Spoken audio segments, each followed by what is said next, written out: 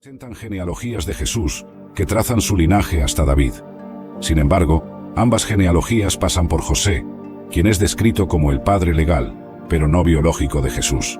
Mateo 1:16 es cuidadoso al decir: Jacob engendró a José, esposo de María, de la cual nació Jesús, llamado Cristo. Esta formulación evita afirmar que José era el padre biológico de Jesús. Para la ley judía tradicional, la genealogía mesiánica debe pasar por el padre biológico. La concepción virginal de Jesús, aunque central para la teología cristiana, presenta un dilema para la aceptación judía de su mesianismo. Si José no era el padre biológico de Jesús, ¿cómo podría cumplir con la exigencia de ser un descendiente directo de David? Algunos apologistas cristianos argumentan que María también era descendiente de David y que la genealogía en Lucas puede ser de hecho el linaje de María. Sin embargo, esta interpretación no es universalmente aceptada, y el texto no afirma explícitamente que es la genealogía de María.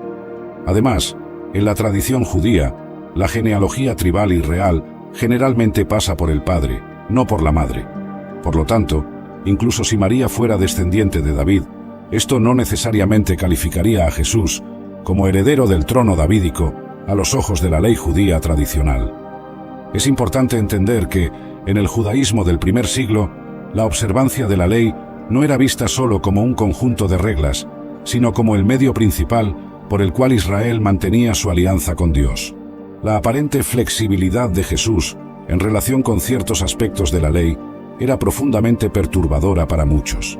Además, las declaraciones de Jesús en el Sermón del Monte, donde él frecuentemente decía: «Ustedes han oído que se dijo, pero yo les digo», Mateo 5:21-22, 27-28, etc., fueron interpretadas por muchos como una reivindicación de autoridad para modificar o reinterpretar la ley.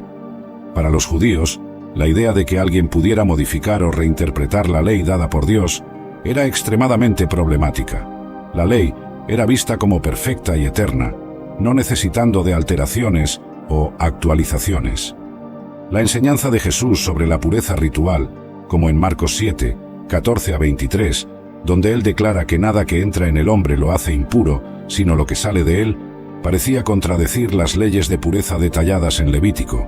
Su enfoque hacia las leyes dietéticas y su asociación con pecadores y personas ritualmente impuras también causaron controversia. La interpretación de Pablo sobre la ley, que se convirtió en fundamental para la teología cristiana, era vista por muchos judíos como un rechazo completo de la Torá.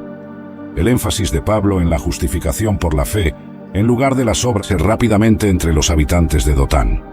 El pánico empezaba a apoderarse de las calles a medida que las personas descubrían su situación. Familias enteras se aglomeraban en sus casas, comerciantes cerraban sus tiendas apresuradamente, y un silencio pesado, interrumpido solo por los gritos ocasionales de niños asustados, invadía la ciudad. Los líderes locales se reunieron rápidamente para evaluar sus opciones, pero la conclusión era desalentadora. Las defensas de la ciudad no eran rival para un ejército de ese calibre. Los suministros de comida y agua, aunque adecuados para tiempos normales, no soportarían un asedio prolongado. Desde el punto de vista militar y estratégico, la situación parecía completamente desesperada. Sin embargo, en medio de todo ese caos y desesperación, Eliseo permanecía como un faro de calma y confianza. Su respuesta al siervo angustiado, registrada en 2 de Reyes capítulo 6 vers 16, revela una perspectiva completamente diferente de la realidad. No temas, porque más son los que están con nosotros que los que están con ellos. Esta declaración de Eliseo podría parecer, a primera vista, un completo absurdo. ¿Cómo podrían tener más aliados que el inmenso ejército que rodeaba la ciudad? ¿Dónde estaban esos supuestos defensores? Para el siervo, así como para cualquier observador racional, los números eran claros y devastadoramente desfavorables. La tensión dentro de los muros de Dotán crecía a cada minuto. Los habitantes de la ciudad, acostumbrados a la presencia del profeta Eliseo y conocedores de sus milagros anteriores, comenzaban a reunirse cerca de su residencia, esperando que, de alguna manera, él pudiera encontrar una salida a esa situación desesperadora. El ejército sirio, por su parte, mantenía su posición, apretando cada vez más el asedio. Sus comandantes sabían que Eliseo era su objetivo principal, pero también eran conscientes de la necesidad de controlar a la población de la ciudad para evitar cualquier intento de resistencia o fuga. El sonido de los cascos de los caballos y el tintinear de las armaduras creaban una sinfonía amenazante que resonaba por los muros de la ciudad. Era un momento crucial en la historia de Israel, aunque nadie más que Eliseo parecía comprender completamente su magnitud. Lo que estaba a punto de suceder trascendería con mucho una simple batalla militar o un enfrentamiento entre naciones. Sería una demostración dramática del poder invisible, pero muy real, que siempre había estado al lado del pueblo de Dios. El momento más extraordinario de esa mañana estaba a punto de suceder. Una revelación que cambiaría para siempre la perspectiva del joven siervo y serviría como un testimonio eterno del poder y la presencia de Dios en medio de las circunstancias más desafiantes. Fue en ese momento crítico que Eliseo pronunció una de las oraciones locales, pero preservaron palabras hebreas en sus ceremonias religiosas. Adoptaron vestimentas apropiadas para el clima, pero mantuvieron símbolos que los conectaban con Israel. Durante todos estos siglos, nunca dejaron de soñar con el retorno. Sus oraciones incluían peticiones para volver a la tierra de sus antepasados. Sus festivales incluían expresiones de nostalgia por Jerusalén. Sus canciones hablaban de una tierra lejana que un día volverían a ver. Era como si cada generación hubiera recibido la responsabilidad sagrada de mantener viva la esperanza hasta que llegara el momento profético correcto para el retorno. Para entender por qué el retorno de los descendientes de Manasés es tan proféticamente significativo, tenemos que examinar la posición única que esta tribu tenía en el plan de Dios para Israel. Manasés no era solo una tribu más entre las 12. Era el primogénito de José, y eso le daba un estatus especial que se extendería a través de toda la historia bíblica. La historia comienza en Génesis cuando José, después de años de esclavitud y prisión en Egipto, finalmente se convierte en el segundo hombre más poderoso del imperio. Durante los años de hambruna que afectaron toda la región, José se casa con Asenat y tiene 2 hijos, Manasés y Efraín. El nombre Manasés significa el que hace olvidar, porque según Génesis 41 versículo 51, José dijo: Dios me hizo olvidar todo mi trabajo y toda la casa de mi padre. Era un nombre que reflejaba la gratitud de José por la manera en que Dios había transformado su sufrimiento en bendición. Pero cuando Jacob estaba muriendo, sucedió algo extraordinario que cambiaría el destino de estas 2 tribus para siempre. En Génesis 48, vemos a Jacob adoptando formalmente a Manasés y Efraín como sus propios hijos, dándoles el mismo estatus que a Rubén, Simeón y el resto de sus hijos biológicos. Jacob declaró en Génesis 48 versículo 5: Ahora pues, tus 2 hijos Efraín y Manasés, que te nacieron en la tierra de Egipto antes que yo viniese a ti a Egipto, míos son, como Rubén y Simeón, serán míos. Esto significaba que José, a través de sus hijos, recibiría una doble porción de la herencia. Tradicionalmente, el primogénito recibía una doble porción de la herencia familiar. Pero José no era el primogénito biológico de Jacob. Ese honor le correspondía a Rubén. Sin embargo, debido a las faltas morales de Rubén, registradas en Génesis 35 versículo 22, el derecho de primogenitura fue transferido a José a través de sus 2 hijos. Primera de Crónicas 5 versículo 1 confirma esto: los hijos de Rubén primogénito de Israel, porque él era el primogénito, mas como violó el lecho de su padre, sus derechos de primogenitura fueron dados a los hijos de José, hijo de Israel, y no fue contado por primogénito. Esto significa que Manasés, como el hijo mayor de José, tenía una conexión directa con los derechos de primogenitura de Israel. No era solo una tribu entre muchas, era parte del linaje que había recibido la bendición especial de la primogenitura. Realmente significa vivir con una fe inquebrantable. Vamos a ver cómo se ve la vida de alguien que ha dejado el miedo al futuro atrás y camina con la certeza de que Dios está con él. Cuarta parte: vivir con una fe inquebrantable. Ok, hasta aquí hemos hablado sobre el miedo al futuro, sobre cómo el enemigo lo usa para distraerte, sobre la importancia de soltar el control y confiar en Dios. Pero ahora quiero hacerte una pregunta, y quiero que la respondas con sinceridad. ¿Cómo sería tu vida si realmente confiaras en Dios al 100%? Piénsalo bien. Imagina cómo te sentirías si no tuvieras miedo al mañana, si no te estresaras por lo que vendrá, si en vez de preocuparte, simplemente descansaras en Dios. Porque déjame decirte algo, así es como se supone que vivamos, con una fe inquebrantable, una fe que no se tambalea cada vez que algo parece ir mal, una fe que no se ahoga en ansiedad cuando el futuro parece incierto, una fe que, aunque todo a su alrededor se mueva, se mantiene firme porque sabe que Dios está en control. La Biblia está llena de historias de personas que vivieron con este tipo de fe, pero hay una que quiero que recordemos ahora. Pedro caminando sobre el agua. ¿Te acuerdas? Estaban en medio de una tormenta. Los discípulos estaban asustados, y de repente ven a Jesús caminando sobre el agua. Pedro, emocionado, le dice: «Señor, si eres tú, manda que yo vaya a ti sobre las aguas». Mateo 14:28. Y Jesús le dice: «Ven». Y aquí es donde pasa algo impresionante. Pedro sale de la barca y comienza a caminar sobre el agua. Literalmente está haciendo lo imposible. Todo iba bien, hasta que miró la tormenta. Cuando quitó los ojos de Jesús y empezó a enfocarse en el viento y las olas, el miedo lo invadió. La duda lo atrapó. Y en ese momento comenzó a hundirse. Jesús lo tomó de la mano y le dijo: «Hombre de poca fe, ¿por qué dudaste?». Mateo 14:31. Y ahí está la clave. Pedro podía caminar sobre el agua mientras su mirada estaba en Jesús, pero cuando empezó a mirar la tormenta, el miedo lo hundió. ¿Te das cuenta de lo que esto significa para ti? El problema nunca fue el agua, el problema nunca fue la tormenta, el problema nunca fue el viento, el problema fue la duda. Y lo mismo nos pasa a nosotros. Dios nos dice: «Ven, confía en mí, camina en fe, no tengas miedo». Y al principio estamos emocionados. Al principio decimos: «Sí, Señor, creo en ti». Pero cuando el viento sopla, cuando las cosas no salen como esperábamos, cuando el futuro parece incierto, quitamos la mirada de Dios y nos empezamos a hundir en el miedo. Pero quiero que entiendas algo. Dios no te llamó a hundirte. Dios te llamó a caminar sobre el agua. Si mantienes tus ojos en Él, si decides confiar en su poder y no en las circunstancias, vas a caminar en una fe inquebrantable. Vas a ver milagros en tu vida. Vas a experimentar que todo depende de Dios. Vamos a desempacar esto un poco. Yahweh nos recuerda que Dios es autoexistente, no necesitando de nada ni de nadie para existir o ser quien Él es. Pero ¿qué hay de nosotros y todo a nuestro alrededor?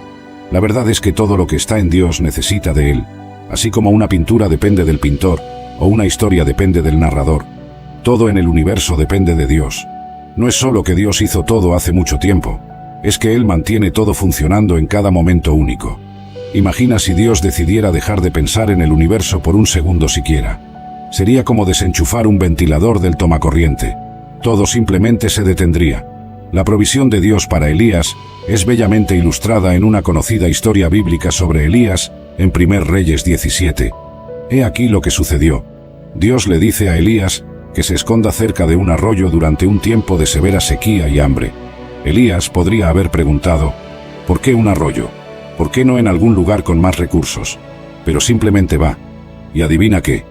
Cuervos, sí, pájaros le traen comida todos los días.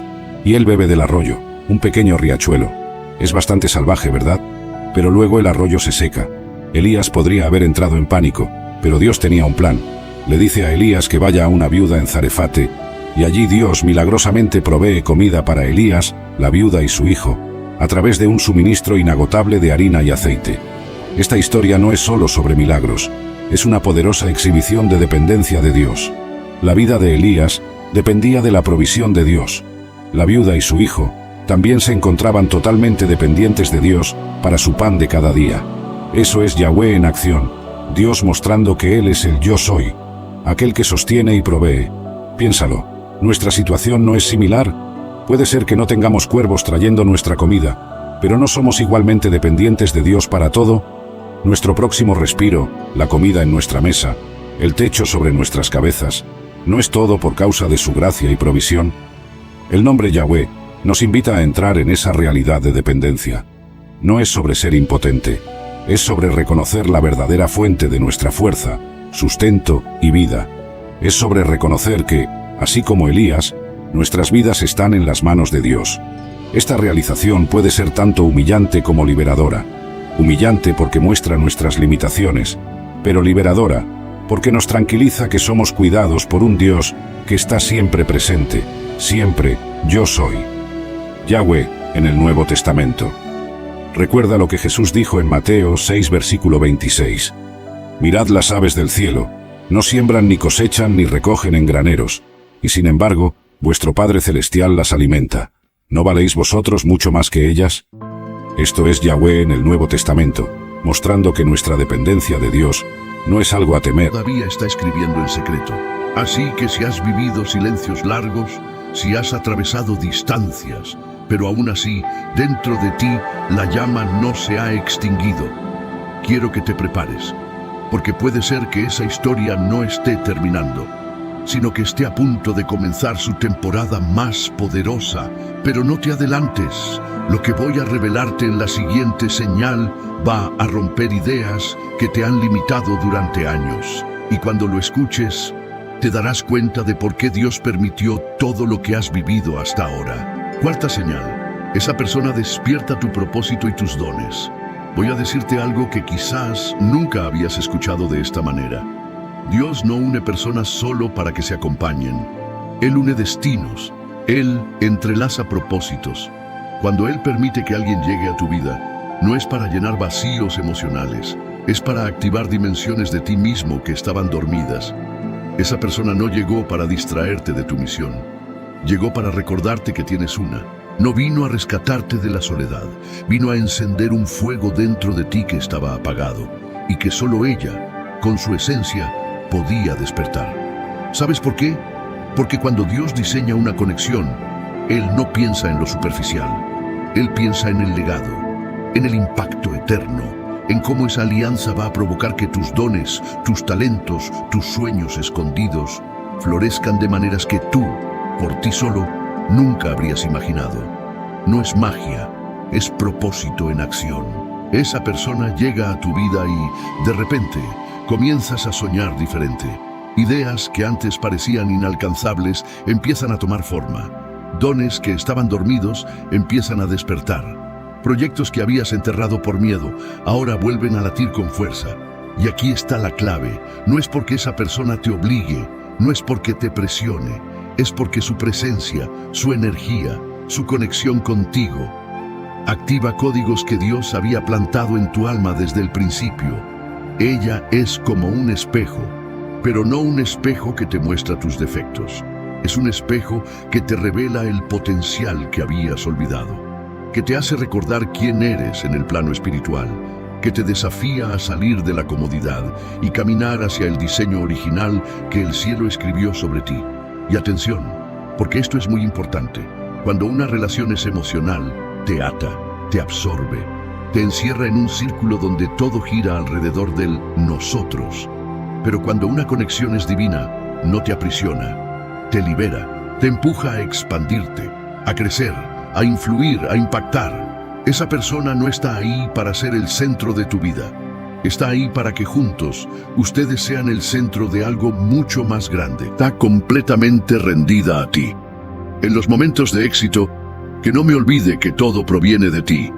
Y en los momentos de dificultad, que recuerde que tu gracia es suficiente. En este día, declaro mi confianza absoluta en tus designios, sabiendo que aunque no siempre comprenda tus métodos o tus tiempos, tus propósitos son siempre buenos y perfectos para mi vida. Como un niño que confía plenamente en su padre, así deseo caminar contigo, con esa fe simple pero profunda, que sabe que tú tienes el control de todas las cosas. Que mi corazón permanezca dócil a tu dirección, maleable en tus manos, dispuesto a ser moldeado según tu voluntad. Que mi espíritu esté siempre atento a tu voz, presto a obedecer tus indicaciones, encontrando paz perfecta en la certeza de que tú tienes el control de todas las cosas. En los momentos de incertidumbre, que pueda descansar en la seguridad de tu amor y en la perfección de tus planes.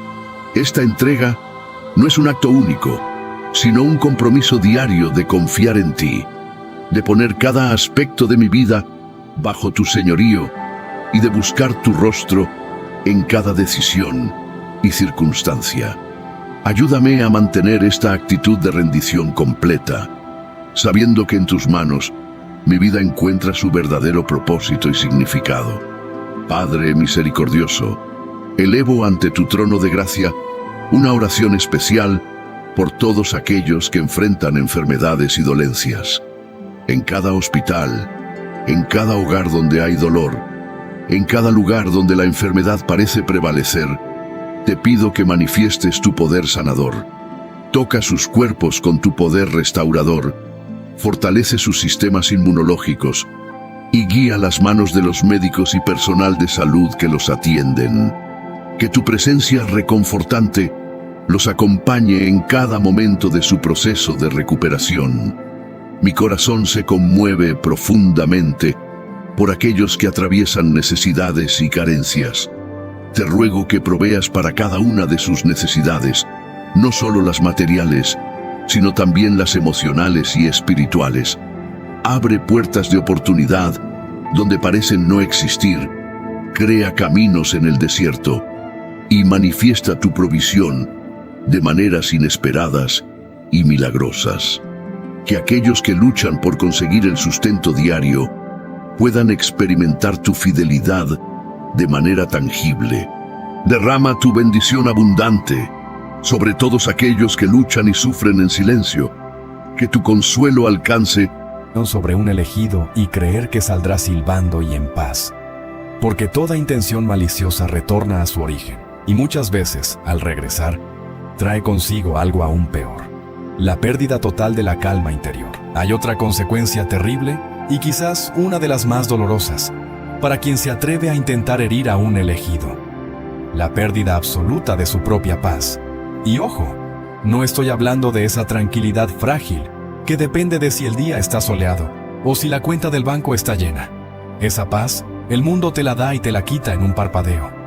Me refiero a esa paz sobrenatural que Jesús prometió cuando dijo: la paz os dejo, mi paz os doy. Es una paz que no se parece en nada a lo que ofrece el sistema. Es firme como una roca, es celestial y, francamente, inexplicable para quien no tiene discernimiento espiritual. Cuando alguien intenta desordenar esa calma sagrada que Dios ha depositado en tu corazón, lo único que consigue es dinamitar la poca paz que tenía en su propia vida. Tienes que entender que la paz no es solo un estado emocional pasajero. Es una presencia. Quien es un verdadero escogido lleva al Espíritu Santo dentro de su ser. Y eso crea una atmósfera única, un clima espiritual que acompaña cada uno de sus pasos. Por eso, muchas personas que viven sumergidas en la oscuridad sienten un no sé qué incómodo apenas te acercas. No entienden por qué, pero tu luz expone sin piedad aquello que intentan esconder bajo la alfombra. Tu fe provoca sus miedos más profundos, y tu tranquilidad revela el caos que intentan controlar desesperadamente. Al atacar lo que el Señor plantó en ti, pierden exactamente lo que más anhelan. La Biblia no se anda con rodeos en Isaías 57:21. Es tajante: no hay paz para los malos, dice mi Dios. Léelo despacio. Ninguna paz. No importa cuánto éxito aparenten en sus redes sociales, ni cuán persuasivas parezcan sus mentiras, o cuán alto griten su supuesta victoria. Es humanamente y espiritualmente imposible planear el mal contra alguien que camina bajo el propósito divino, y luego esperar poner la cabeza en la almohada y descansar como un bebé. No funciona así. No puedes herir a un elegido y esperar que tu alma se sienta ligera al día siguiente. En el momento exacto en que alguien se levanta contra un hijo de Dios, automáticamente se desconecta de la fuente de paz y entra en una tormenta provocada por su propia rebelión. Pensemos en Saúl, el primer rey de Israel. Un hombre que comenzó bien, pero terminó fatal. Él también fue llamado y ungido en su momento. Pero cuando David apareció en escena, Saúl dejó que la envidia le nublara la vista. En lugar de reconocer con humildad lo que Dios estaba haciendo a través del joven pastor, se obsesionó con destruirlo. Y en ese preciso instante, su paz se hizo con poco, que viven quejándose, que justifican su falta de acción con excusas. Tarde o temprano absorberá parte de esa mentalidad. Y no se trata de creerse mejor que nadie, sino de entender que su ambiente social es como el clima. Si todos los días llueve, no importa qué tan motivado esté, terminará mojado. Por eso, si quiere orden en su vida, debe evaluar con frialdad quién suma y quién resta, quién lo impulsa y quién lo frena, quién lo desafía a crecer y quién lo ancla en la mediocridad. No todos los vínculos merecen el mismo espacio en su agenda ni en su energía. Hay relaciones que lo fortalecen porque están basadas en respeto mutuo, honestidad y objetivos alineados. Y hay otras que lo desgastan porque se construyen sobre la crítica constante, la envidia o el interés unilateral. Mantener vínculos que sabe que son tóxicos es como intentar limpiar su casa mientras deja abiertas las ventanas en medio de una tormenta de polvo. El desorden entra más rápido de lo que usted puede arreglar. Romper con ese patrón no es fácil, porque muchas veces estas conexiones se sostienen por historia compartida, por lazos familiares o por miedo a la soledad. Pero recuerde, su tiempo y su energía son recursos limitados, y quien los consume sin aportar nada lo está alejando de la vida que quiere construir. El orden social también significa rodearse intencionalmente de personas que encarnen los valores y hábitos que usted desea fortalecer en sí mismo. Un hombre disciplinado contagia disciplina. Uno ambicioso contagia ambición. Uno íntegro contagia integridad. Y lo contrario también es cierto. Un hombre caótico contagia caos. Uno negativo contagia desesperanza. Uno perezoso contagia apatía. La gente actúa como espejos, reflejando y amplificando lo que ya hay en usted, para bien o para mal. Por eso, cada interacción debe pasar por un filtro. ¿Esta persona me acerca o me aleja de mi mejor versión? Si la respuesta es que lo aleja, la distancia es una forma de autocuidado. No se trata de vivir aislado, sino de ser selectivo. Puede seguir teniendo conocidos, familiares y compañeros que no compartan sus principios, pero su círculo íntimo, el que influye en sus decisiones y en su visión, debe estar compuesto por hombres que respeten su camino y lo inspiren a superarse. Ese círculo actúa como un sistema de soporte. Una red que lo sostiene cuando duda, que lo impulsa cuando flaquea y que lo confronta cuando se desvía. Sin ese apoyo, mantener el orden se vuelve una lucha cuesta arriba. Con él, cada paso hacia sus metas se siente más firme. Al final, ordenar su vida social no significa cortar lazos por capricho, sino crear un entorno humano que potencie lo mejor de usted y que no tolere su mediocridad. Porque el orden verdadero no es solo interno. También se construye en el ecosistema que lo rodea. Y cuando elige conscientemente quién entra en ese ecosistema, está eligiendo en gran medida la calidad de la vida que tendrá en el futuro. Poner su vida en orden exige también definir un propósito claro. No basta con tener disciplina, hábitos saludables y un entorno ordenado si no sabe hacia dónde está caminando. La vida sin un propósito definido se convierte en una serie de ocupaciones vacías que, aunque lo mantengan